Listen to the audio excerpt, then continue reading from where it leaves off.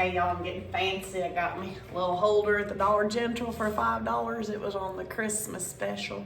So I don't have to try to hold that freaking camera and phone thing myself and be worried about the angle shots of, you know, going from underneath this chin thing with these jowls I have going on now.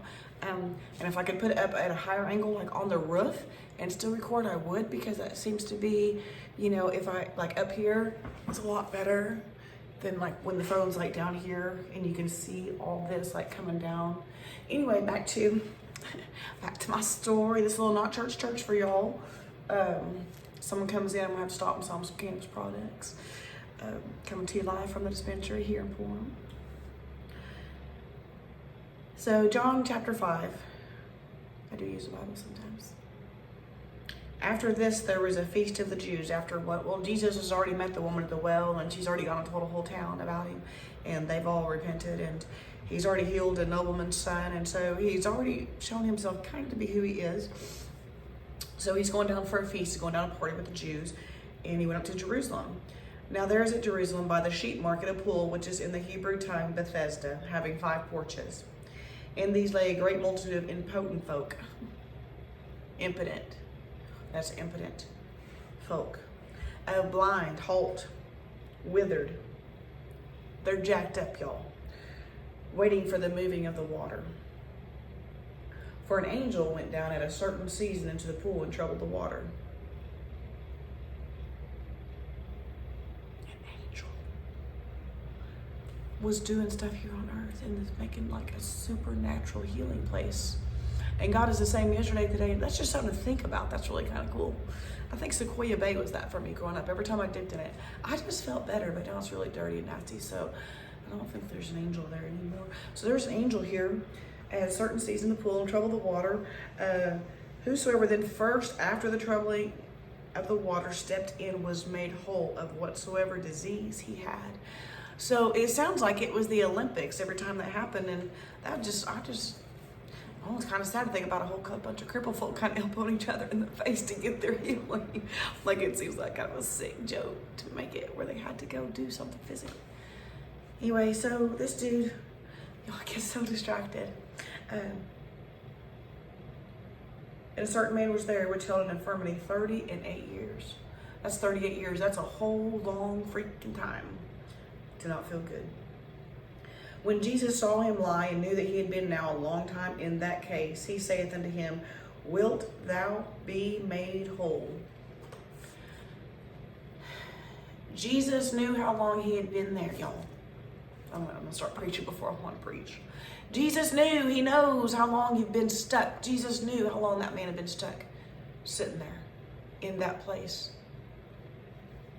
And he didn't just walk past and slap him up in the head like Benny Hinn. No offense for Benny Hinn lovers, but he didn't slap him up in the head and heal him. He said, will you be made whole? Do you want to be made whole? That'll preach. That's a whole other message. Okay, we'll get back to just reading through the verses. This is a very hard thing for me to do. The impotent man answered him, Sir, I have no man when the water is troubled to put me into the pool. But while I am coming, another steppeth down before me.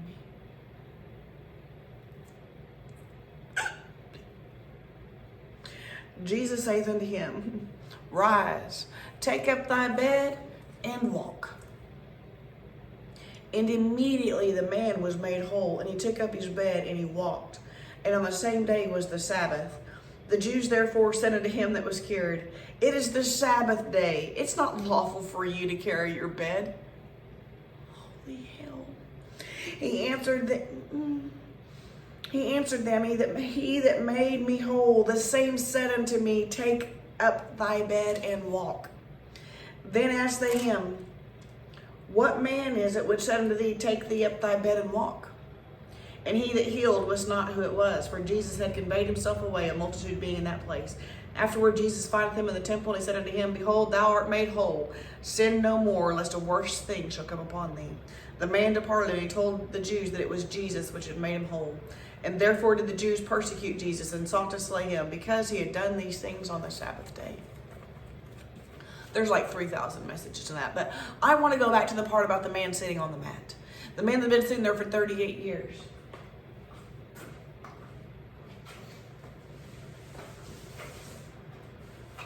finally made use of my yoga mat, y'all. Got the yoga pants, got the tennis shoes, got the yoga mat. I would like you to know, not one moment of yoga has been done. All right, so I got this yoga mat, and the idea came to me today. So this man was sitting on his mat for all those years. What's your mat? Because I had a mat. We all got a mat. So I put all these different things on my mat. You know what? It's really none of y'all's business. But I made it the world's business as I lived it out in front of everybody with all my crazy choices and all the things that went on throughout my adult life, the choices that I made and the ramifications and repercussions of those choices. And I quit making all those choices, but I still have the PTSD of them. So what do I do with that? Well, I can do what I did for a long time. You don't know. You don't know what I've been through, y'all. You don't know about my mama. You don't know what my daddy did and didn't do, and you don't know what my stepdaddy did and didn't do. And then Tubby died. I mean, I was 9, but still it's there, you know, and then this one time somebody did this, and this one time somebody did that, and this one time somebody did this, and somebody did that, and somebody did that. And I asked God to change my life, and you know what God showed me? That I did this, and I did that, and I did this, and I did that, and I chose this, and I chose that. When you encounter Jesus, you have no choice but to make a choice. Do you want to stay sitting on your mat? How long have you been there? Because I was there for decades and decades. I got up and then sat down again. It's a choice. Jesus said, will you be made whole? The man had excuses why he had not received his healing yet. And Jesus still had compassion on him. Jesus still met him where he was at. The man didn't say, oh yes, Jesus, I believe. And yet Jesus still did a miracle. And Jesus said, take up thy mat and walk. What does that mean? Well, what God showed me in that. Man, I've been trying to get rid of this mat. I despise this mat. This mat is symbolic of all of my failure that I cannot escape. What can I do with it? It's a part of me now. I've been sitting in it and on it so long. What do I do with my mat? When I encounter the living Christ, when I see the forgiveness in the eyes of Jesus Christ, when I hear his voice tell me to rise up and walk, through the power of the Spirit. He didn't tell the man to just get up and walk. He told him to take his mat. He said, rise up. Take your mat and follow me. Rise up and walk. So all of these things that we don't want to remember as a part of our life, no matter what those things are. A very young lady, 15 years old on the West Coast, is dealing with sexual assault. I'm going to write her a letter, but I hope she hears this video at some point. We can never undo those things that have happened to us. And I can never undo the things in the places where I've happened to other people. All I can do is take them to Jesus and know that he paid it all. He has forgiven me for all of those things. For the places that I didn't have a choice in prior to 18 years of age, that's all under the cross. And that was all for his glory, every bit of it. As soon as I stepped out from my parents' home, every choice I made was mine. And every consequence has been mine. And those around me have had to share in them. Can I undo any of it? No. I stayed frozen in regret a couple of years ago. I never believed I would find myself in that place again. But anytime you sit down and start looking around you at your mat, you will be paralyzed and you will find excuses to stop walking. Jesus came that we may have life and have it abundantly. No matter what your life has been prior to January 9th, 2020. Give it all to Christ. Give it all to Jesus and know that He's paid for it all. And He wants to redeem it. He wants you to hand that to Him. He wants you to rise up and follow Him and take all of those things that you're trying to get rid of and take them with you as you walk. Don't try to cast them away any longer. They are part of what made you who you are. And who you are is beautiful.